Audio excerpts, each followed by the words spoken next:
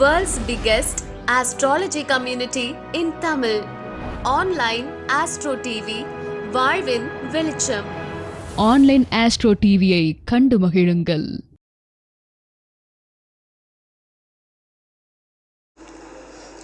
பாவத்தில் 12 பாவத்தில் ரொம்ப ரொம்ப நல்ல பாவம் எதுங்க?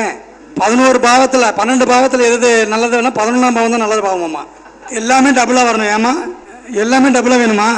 பாவத்தில் 12 பாவங்களும் இருக்கிறதுலையே மிக அரிய பாவம் அப்படின்னு பார்த்தீங்க அப்படின்னா 9ஆம் பாவம் இல்லையா? பாக்கியஸ்தானம் இல்லையா? ஆனால் இந்த பாக்கியஸ்தானம் முழுமையாக செயல்பட வேண்டும் என்றால் அந்த பாவத்திற்கு 12ஆம் இடம் இயங்கினா மட்டும்தான் பாக்கியஸ்தானம் செயல்படும். புரியுதுங்களா? ஒரு பாவம் அதோடைய தன்மையில் முழுமையாக செயல்படணும் அப்படின்னா நம்ம பாக்கியஸ்தானம் 9ஆம் இடம் தானே. இப்போ உதாரணத்துக்கு சொல்கிறேனே, 9ஆம் இடம்ங்கிறது யார்? தந்தை. 9க்கு 12ஆம் இடம் அப்படிங்கிறது 9க்கு 12ஆம் இடம் அப்படிங்கிறது 8ஆம் பாவகம். ஒரு குழந்தை உருவாகணும் அப்படின்னா தந்தை அப்படின்றவருடைய உயிரணுவானது அயனசயன போகஸ்தானத்தின் மூலியமாக கர்ப்பப்பையை அடையணும். அதுக்கு தான் 8ஆம் பாவகம். அங்கே தான் உங்களுடைய ஆயுள் தீர்மானம் பண்ணது. ரைட்டுங்களா? அப்போ உங்கள் பாக்கியத்தை தீர்மானம் பண்ணுறது என்ன பாவகம்? 8ஆம் பாவகம் தான். அந்த 8ஆம் பாவத்தில் தான் மிகப்பெரிய சூட்சமங்களும் இருக்குது, மிகப்பெரிய அதிசயங்களும் இருக்குது. அந்த அதிசயத்தை அற்புதமாக வெளிப்படுத்துவதற்காக நமது அங்கேயர் கன்னி பார்வதி அம்மா அவர்கள் 8ஆம் பாவம் தரும் அதிர்ஷ்டமும் பாதிப்பும் அப்படின்ற தலைப்பில் தனது சிற்றுரையை ஆட்டுமாறு அன்புடன் அழைக்கின்றேன். வாழ்த்துக்கள். ஓம் கம் கணபதியே நமக, ஓம் ஸ்ரீ குருப்பியே நமக. எனக்கு 4 குருமார்கள். என்னுடைய முதல் குருமார் பண்டிட் பாலசுப்ரமணிய ஐயா, 2வது குருநாதர் கேஆர் சுப்பிரமணியன் ஐயா, 3வது குருநாதர் தாந்திரிக சக்கரவர்த்தி பிரகாஷ் தம்பி, 4வது குருநாதர் தான் இந்த மணிகண்டன் தம்பி. நான் 4 பேர்கிட்ட 2.5 வருஷமாக படிச்சுட்டு தான் இருக்கேன். எனக்கு இந்த பிரபஞ்சம் முதல்ல இந்த மேடை கொடுத்துருக்கு. இந்த முதல் பேச்சு எனக்கு கொடுத்தது திரு மணிகண்டன் தம்பி அவர்கள் தான். என்னுடைய 4வது குருநாதர் எனக்கு இந்த வாய்ப்பை கொடுத்திருக்கிறார். என்னுடைய 4 குருநாதர்களுடைய ஆசீர்வாதத்துடன் என்னுடைய உரையை ஆரம்பிக்கிறேன். 8ஆம் பாவகம். 8ஆம் பாவகம்னாலே நிறைய பேர் பயப்படுறாங்க. நிறைய பாதகஸ்தானம் அது இது அப்படின்னே சொல்லிட்டு இருப்பாங்க. மன கஷ்டம் இருக்கும், அசிங்கம், அவமானம், கேவலம், சண்டை சச்சரவு, தீராத நோய், எப்போ பார்த்தாலும் பண கஷ்டம், மலச்சிக்கல் இருக்கும், நரம்பு மண்டல பிரச்சனை இருக்கும், அந்த இது இந்த இதுன்னே பயப்பட்டுட்டே இருப்பாங்க. ஆனால் 8ஆம் பாவத்தில் கூட நிறைய நல்ல அதிர்ஷ்டங்கள் நிறைஞ்சிருக்கு. கஷ்ட நஷ்டங்கள் நீங்கள் பார்த்துருப்பீங்க, அதை திருப்பி நான் சொல்ல விரும்பலை. 8ஆம் பாவத்தில் உள்ள அதிர்ஷ்டங்களை மட்டும் நான் சிலதை சொல்ல விரும்புகிறேன். அதை நான் இங்கே வைக்கிறேன். என்னோடய கருத்துக்களை நான் வைக்கிறேன். இதில் ஏதாவது பிழை இருந்துச்சுன்னா சொல்லுங்கள், திருத்திக்கிறேன். இது என்னுடைய முதல் மேடை தான், நான் அதையும் சொல்லிக்கிறேன். ஃபஸ்ட்டு இது 8ஆம் பாவகம்ன்றது ஒரு ஜாதகருடைய ஆயுளை குறிக்கிறது. நம்மளுடைய ஆயுள் எவ்வளவு, எத்தனை காலம் அப்படின்றத குறிக்கிறது தான் 8ஆம் பாவகம். அதில் நமக்கு என்ன தான் நோய் வந்தாலும், என்ன தான் பாதகாதிபதி பண்ணாலும், நமக்கு ஆயுள் ஸ்தானம் நல்லா இருந்துச்சுன்னா கண்டிப்பாக நம்மளுடைய வாழ்க்கை ஃப்யூச்சர் நல்லா இருக்கும். அதுதான் ஆயுள் ஸ்தானத்தை குறிக்கிறது. அடுத்தது, திருமணத்துக்கு பின்னாடி 8ஆம் பாவம் நல்லா இருந்துச்சுன்னா உங்களுக்கு வர மனைவி அவங்க மூலமாக உங்களுக்கு வருமானம் வரும், மனைவியோட இன்கம் வரும், மனைவி பேரில் நீங்கள் பிஸ்னஸ் பண்ணலாம், மனைவி பேரில் நீங்கள் சொத்து பத்துக்கள் கூட வாங்கலாம். இந்த மாதிரி பாவம் உங்களுக்கு சரி இருக்காது, ஆனால் உங்கள் மனைவிக்கு சரியாக இருந்துச்சுன்னா அவங்க மூலமாக அந்த மாதிரி செய்யலாம். அதெல்லாம் கொடுக்குறது 8ஆம் பாவகம் தான். அதே மாதிரி 8ஆம் பாவகம் நல்ல நிலைமையே இருந்துச்சுன்னா, இப்போ நம்மளுடைய பணபரஸ்தானம் 2, 2, 6, 2, 5, 8, 11. அந்த உங்களுடைய ஜாதகத்தில் 8ஆம் ஸ்தானம் நல்லா இருந்துச்சுன்னா கண்டிப்பாக அதை ஆக்டிவேட் பண்ணிங்கன்னா பெரும் செல்வந்தர் ஆகிறதுக்கு வாய்ப்பு உண்டு. அதே மாதிரி இந்த 8ஆம் அதிபதி உங்களுடைய கட்டத்தில், உங்களுடைய ஜாதக கட்டத்தில் முதல் 4 கட்டத்தில் இருந்துச்சுன்னா சின்ன வயசுலேயே பெரிய பணம் வரும். அதாவது அம்மா அப்பா இந்த பாட்டான் சொத்து அந்த மாதிரி இதெல்லாம் நிறைய வரும். இந்த 7 கட்டத்துக்கு தாண்டி இருந்துச்சுன்னா பின்னாடி தான் பணம் வரும். அடுத்தது 8ஆம் அதிபதி லக்னத்தில் இருந்தார்னா அவர் பெரும் செல்வந்தர் ஆவார். அவர் ஏன்னா நல்ல கடுமையாக உழைப்பார். உழைப்புக்கேற்ற வருமானம் தகுந்த மாதிரி ஹார்ட் ஒர்க் பண்ணி நல்ல வேலை பார்ப்பார். எப்படிப்பட்ட வேலைகள்லாம் இந்த தொழிற்சாலைகளில் வேலை பார்க்குறது, ஃபேக்ட்ரி வச்சுட்டு இருப்பாங்க, இந்த கல்குவாரியில் அதெல்லாம் கஷ்டமான வேலை. கல்குவாரி வேலைகள், இந்த தார் ரோடு போடுற, ரோடு கான்ட்ராக்ட் பண்ணுறது, இந்த சில விஷயங்கள் தோண்டி எடுப்பாங்க, சுரங்கம் தோண்டி எடுக்கிறது, அதெல்லாம் கஷ்டமான வேலைகள். அந்த மாதிரி கஷ்டமான வேலைகள் செஞ்சாங்கன்னா அவங்களுக்கு கண்டிப்பாக நல்ல வருமானம் வரும், நல்ல செல்வந்தர்களாக ஆவாங்க. அதே மாதிரி இந்த இம்போர்ட் எக்ஸ்போர்ட் பண்ணுறவங்க, கப்பல் இதில் செய்கிறவங்க எல்லாருமே அவங்களுக்கும் நல்ல வருமானங்கள் வரும். இதெல்லாம் ப்ளஸ் பாயிண்ட்டு தான் நான் வேணும்னு சொல்லிக்கிட்டே வர்றேன். நம்மகிட்ட இருக்கிறது 8ஆம் பாவகத்தில் இருக்கிற ப்ளஸ் பாயிண்ட்ஸ் எல்லாமே. இப்போது நமக்கு இந்த மாதிரி நிறைய ஹார்ட் ஒர்க் பண்ணி நிறைய பணம் சம்பாதிக்கிறோம். எவ்வளோ பணம் சம்பாதிச்சாலும் அதுக்கு தகுந்த மாதிரி இவன் எப்படிடா வளர்ந்துடுறான்னு சொல்லிட்டு நம்மளை சுற்றி இருக்கிறவங்க கண்டிப்பாக போட்டி பொறாமை எல்லாமே இருக்கும். அந்த சமயத்தில் நாங்கள் பணம் சம்பாதிக்கும் போது நீங்கள் கவனமாக தான் இருக்கணும். எல்லா விஷயத்துலேயும் நீங்கள் கொஞ்சம் கவனமாக தான் இருக்கணும். ஏன்னா நம்ம புதையல் தோண்டிகிட்டு இருக்கோம். புதையல் தோண்டும் போது பாம்பும் வரலாம், என்ன வேணாலும் வரலாம், எது வேணாலும் நடக்கலாம். நம்மளே அந்த புதையலுக்குள்ளே கூட போய் விழலாம், சரிக்கு மணல் சரிக்கு. நீங்கள் கவனமாக செஞ்சீங்கன்னா தான் உங்களுக்கு அந்த புதையல் நமக்கு கிடைக்கும். அந்த மாதிரி பல பொக்கிஷங்கள் நிறைந்தது 8ஆம் பாவம். நீங்கள் தான் அதை ஆக்டிவேட் செஞ்சு அதை எடுத்துக்கணும் அந்த புதையலை. அந்த மாதிரி அதே மாதிரி இப்போது பெரிய பெரிய பில்டிங்லாம் இருக்குது. இந்த 100 மாடி கட்டணம் கட்டுறாங்க, பெரிய மால் கட்டுறாங்க. அவங்கெல்லாம் செயற்கரிய செயல்கள் சில அவர்களுக்கு 8ஆம் பாவம் தான் ஆக்டிவேட் ஆகிட்டு இருக்கும். 8ஆம் பாவம் நல்ல நிலைமையில் இருக்கிறவங்க இந்த மாதிரி இதெல்லாம் பண்ணுவாங்க. சில பேர் 10 ஏக்கர் சொத்து வச்சுருப்பாங்க, 20 ஏக்கர் சொத்து வச்சுருப்பாங்க. அந்த மாதிரி சொத்து பலன்கள் நிறைய வச்சுருக்கவங்க எல்லாருமே 8ஆம் பாவம் நல்லா இருந்திருக்கும். ஸோ அதான் பெரும் செல்வந்தர்கள்னு சொல்லுவார். 8ஆம் பாவத்தில் எப்போவுமே நம்ம நெகட்டிவே பார்க்காம சில பாசிட்டிவ்ஸை நம்ம ஜாதகத்தில் ஆக்டிவேட் பண்ணலாம் அப்படின்னு இருந்துச்சுன்னா இந்த மாதிரிலாம் ஆக்டிவேட் பண்ணிங்கன்னா உங்களுக்கு இந்த மாதிரி நல்லதுகள் நடக்கிறதுக்கு வாய்ப்பு உண்டுன்றதை நான் சொல்லிகிட்டு இருக்கேன். அதே மாதிரி லக்னாதிபதி 8ல் இருந்தாருன்னு வச்சுக்கோங்களேன், நீங்கள் எப்போவுமே பிறந்த ஊரில் இருக்கவே கூடாது. கண்டிப்பாக பிறந்த ஊரில் இருக்கக்கூடாது. 400 கிலோமீட்டர் தாண்டி வெளியூருக்கு போயிடணும். ஒருவேளை வெளி மாநிலம் இல்லாட்டி வெளிநாட்டை போனீங்கன்னா இன்னும் நல்லது. வெளிநாட்டுக்கு போயிட்டீங்கன்னா இன்னும் நல்லது, நீங்கள் அங்கே போகலாம்.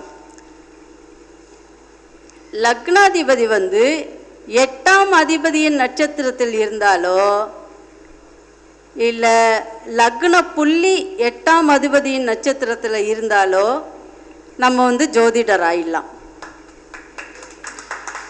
ஜோதிடர் ஆகிறதுக்கு 8ஆம் பாவம் கண்டிப்பாக முக்கியம். நம்மளுடைய லக்னாதிபதி 8ஆம் இடத்துல இருந்தாலும் சரி, இல்லை நம்ம லக்னாதிபதி 8ஆம் அதிபதியின் சாரத்தில் இருந்தாலும் சரி, நம்ம லக்ன புள்ளி 8ஆம் அதிபதியின் சாரத்தில் இருந்தாலும் நம்ம ஜோதிடர் ஆயிடலாம். அதைத்தான் இங்கே சொல்கிறேன். நம்மளுடைய 8ஆம் இடத்துல இந்த மாதிரி புள்ளிகளை ஆக்டிவேட் பண்ணி நல்ல விதங்கள் செஞ்சோன்னா நமக்கு திடீர் அதிர்ஷ்டம் வரும், ஷேர் மார்க்கெட்டில் நல்ல லாபம் வரும், நமக்கு லாட்ரி சீட்டில் பணம் வரும், ரேஸில் பணம் வரும். அதுக்காக நமக்கு 8ஆம் இடம் சரியே இல்லாதவங்க போய் லாட்ரி சீட்டை வாங்கிட்டு பணம் விழவே இல்லை இவங்க சொன்னாங்க அப்படின்னு சொன்னால் அதுக்கு நாங்கள் பொறுப்பாக முடியாது. உங்கள் ஜாதகத்தில் அந்த குடுப்பனை இருக்கணும். எப்போவுமே விதி மதி கதி. விதின்றது ஜாதகம், மதின்றது தசாபலன் புரிய வைக்கும். உங்களுக்கு அந்த கரெக்டாக செஞ்சுக்கணுன்ற கதி இருந்தால் தான், உங்களுக்கு இது கிடைக்கணுன்ற கதி இருந்தால் தான் நமக்கு அது கிடைக்கும், அதை அனுபவிக்க முடியும். அதே மாதிரி 8ஆம் இடம்ன்றது உங்கள் பேரில் ஒரு ஜாதகருக்கு 8ஆம் இடத்துல ஏதோ கிரகமோ இல்லை லக்னாதிபதி யாரோ இருந்தாங்கன்னா நீங்கள் அதை ஆக்டிவேட் பண்ணுறதுக்கு உங்கள் பேரில் லைஃப் இன்சூரன்ஸ் எடுத்துக்கிட்டிங்கன்னா கண்டிப்பாக அது நல்லபடியாக வரும். நமக்கு அது ஒரு ப்ளஸ் பாயிண்ட். ஆக்டிவேஷனில் இது ஒரு வழி. 8ஆம் இடத்தை ஆக்டிவேட் பண்ணுறதுக்கு. அதே மாதிரி இன்னொன்றும் சொல்லிடுறேங்க.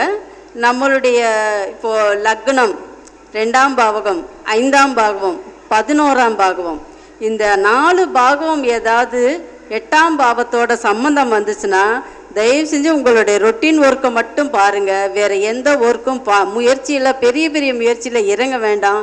நமக்கு 8ஆம் இடம் நல்லா இருக்குது, அதனால் நம்ம இது லாட்டரி டிக்கெட் வாங்கலாம், அது இதுன்னு மாதிரி இறங்க வேண்டாம். தயவு செஞ்சு பேராசைப்பட்டு வேறு எந்த விஷயத்துலையும் இறங்கக்கூடாது.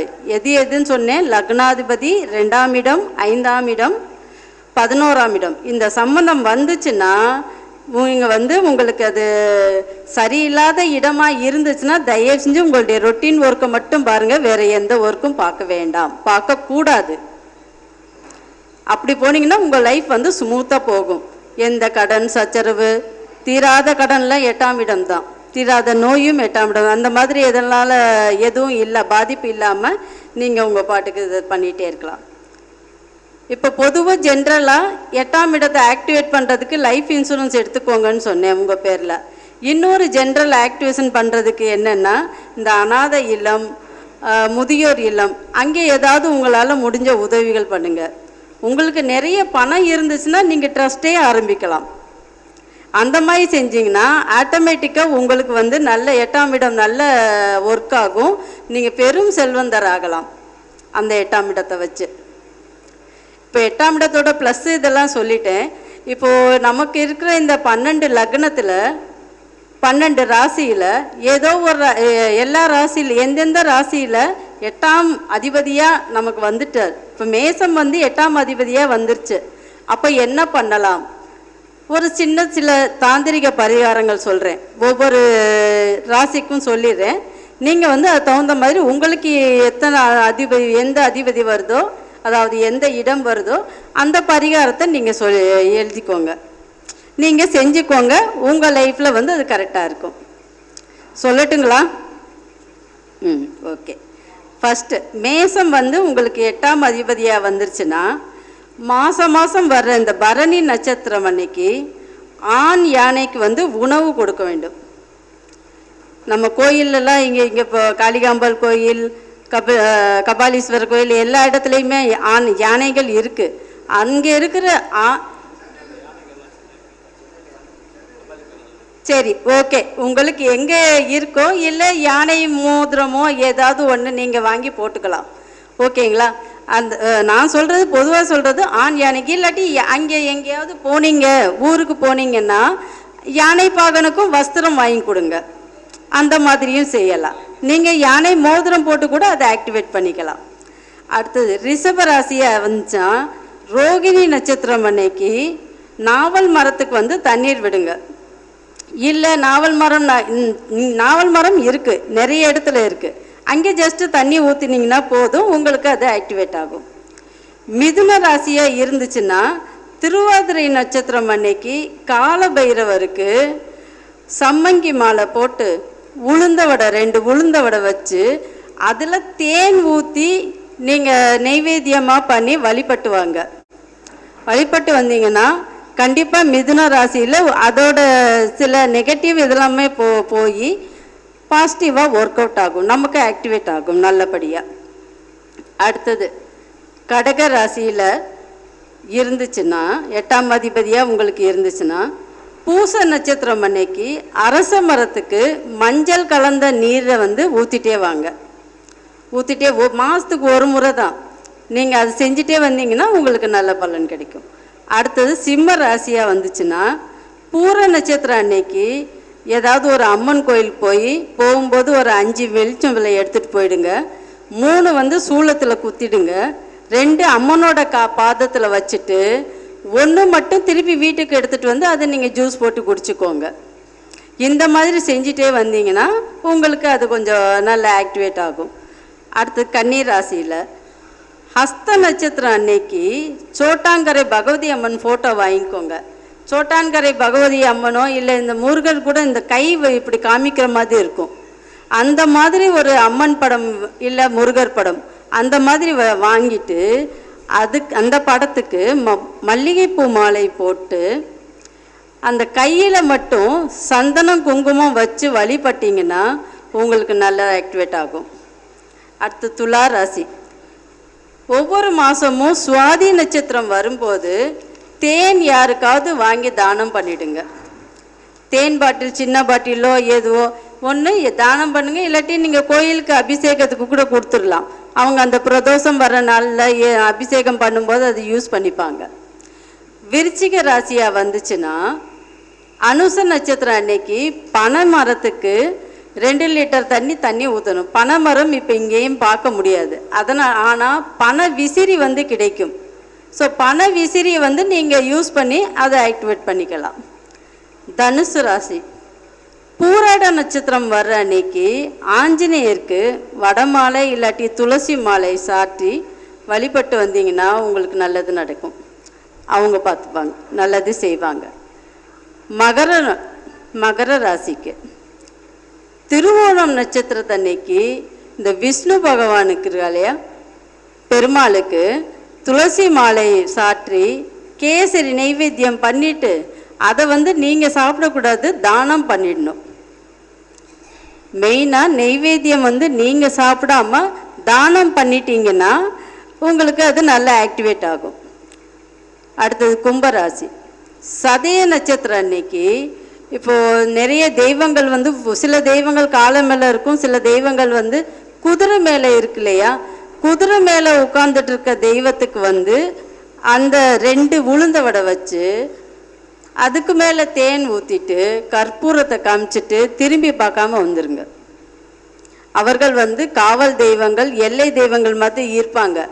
அந்த பழைய கிராமத்துலலாம் பார்த்தோன்னா அந்த மாதிரி சிலது இங்கே வேறு எங்கேயாவது வச்சுருப்பாங்க. குதிரை மேலே தெய்வங்கள் இருக்குது. அந்த தெய்வத்துக்கு இந்த மாதிரி 2 உளுந்த வடை வச்சுட்டு மேலே தேன் கொஞ்சம் ஊற்றிட்டு கற்பூரத்தை காமிச்சிட்டு திரும்பி பார்க்காம வந்துடுங்க. பண்ணிங்கன்னா கும்பம் ஆக்டிவேட் ஆகும். கடைசியிலங்க மீனம் ராசிக்கு வந்துச்சுன்னா உத்திரட்டாதி நட்சத்திரத்தன்னைக்கு பசுவுக்கு அகத்திக்கீரையும் வாழைப்பழமும் கொடுத்துருங்க. இதை கொடுத்துட்டே வந்தீங்கன்னா ஆட்டோமேட்டிக்காக உங்களுக்கு நல்லபடியாக ஆக்டிவேட் ஆகுங்க. இதுதான் நான் இன்னைக்கு என்னோட கருத்தை முன்னாடி வச்சுருக்கேன். எனக்கு இந்த வாய்ப்பை கொடுத்த இந்த பிரபஞ்சத்திற்கும் இந்த தர்மசாஸ்தா ஜோதிட வித்யாலயா அதோட உரிமையாளர் திரு மணிகண்டன் தம்பி அவர்களுக்கும் ரொம்ப ரொம்ப நன்றி சொல்லிக்கிறேங்க. ரொம்ப தேங்க்ஸ். என்னுடைய உரையை இப்போது இதோட முடிச்சுக்கிறேங்க. ரொம்ப தேங்க்ஸ். என்னோட செல் நம்பர் 9514743264. ஏதாவது பார்க்கணும், ஜாதகம் பார்க்கணும், என்ன எதுனா என்னை கான்டாக்ட் பண்ணிக்கலாங்க. நானும் பார்த்துட்டு தான் இருக்கேன். ரொம்ப தேங்க்ஸ், நன்றி. மிகவும் அற்புதமான பரிகாரங்கள்.